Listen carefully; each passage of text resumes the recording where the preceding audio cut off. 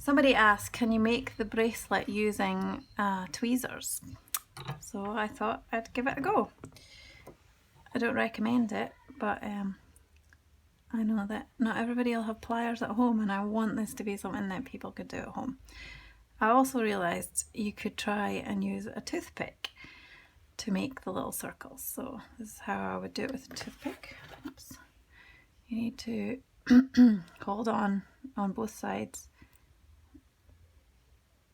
and then twist it around the toothpick, and that gives you a perfect little circle.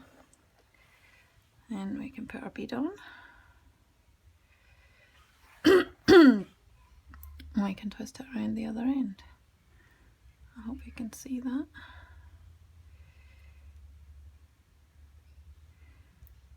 Because this wire is nice and thin, you can do it with your fingernails.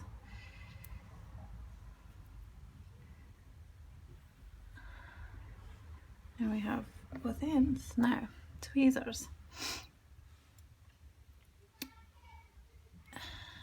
You want to be holding quite tight to get a good grip. We can hold this here and make this ring a bit smaller by gripping it across two and pushing it around.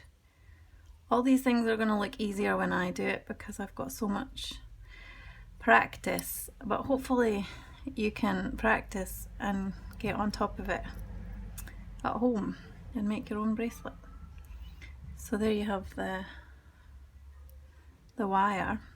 Now if we want to twist that around to make the loop closed, the best thing is your nail and pushing that around while holding on with the pliers.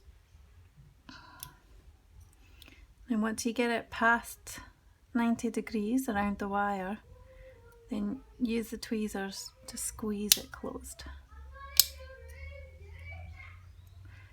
So yeah, possible.